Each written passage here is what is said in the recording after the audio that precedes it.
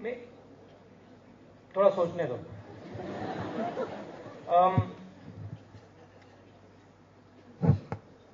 जब मेरे पिता काम कर रहे थे,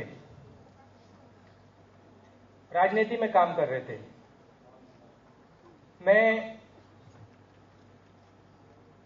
जब उन्होंने शुरू किया मैं 12 साल का था।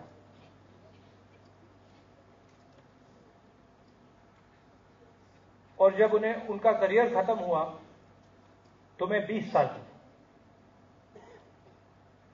और मैंने क्या देखा अपने पिता के साथ, खास तौर से अपने दादी के साथ भी, मगर अपने पिता के साथ तो बहुत क्लियरली देखा कि वो जो भी उनके पास था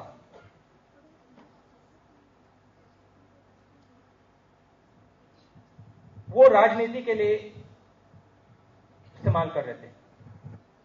उनका 1 मिनट नहीं था जब वो आप लोगों के लिए नहीं सोचते थे। मैंने देखा, आंखों से देखा है।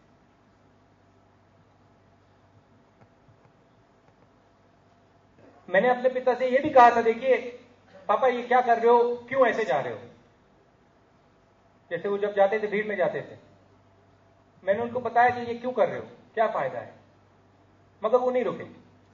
तो जब से मैंने उनको राजनीति में देखा, उनका हर क्षण हिंदुस्तान के लिए जिया गया था। मैंने देखा अपनी आंखों से। अब मैंने ये भी देखा कि वो कंप्यूटर की बात करते थे, और मुझे तब भी लगता था, मैं छोटा सा था मगर मुझे तब भी लगता था कि ये बात सही है।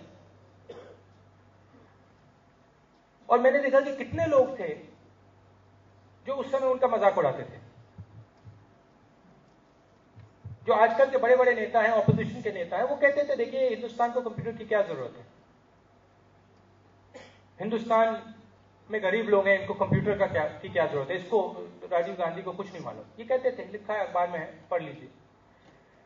तो मैंने देखा कि उनकी पूरी कोशिश को निगेट किया जा रहा था, और मुझे दिख रहा था कि वो जो कह रहे हैं बिल्कुल सच है। क्लियर था मेरे दिमाग में। तो मुझे काफी गलत लगा था कि देखिए यहां एक व्यक्ति पूरी जिंदगी दे रहा है और उनको रोकने की कोशिश की जा रही है। पहले रोकने की कोशिश आम तरीके से की गई और अंत में रोकने की कोशिश मार दी गई। रियलिटी ये है। तो मुझ पर इसका काफी बड़ा इफेक्ट पड़ा था, और मुझे लगा था कि मुझे अपने आप को एक प्रकार से डेवलप करना चाहिए कि मैं अपने पिता की मदद करूं। ये मेरी थिंकिंग थी। अगर मेरे पिता जिंदा होते, मैं ये नहीं कह सकता हूं कि मैं एक दूसरा रास्ता अपनाता,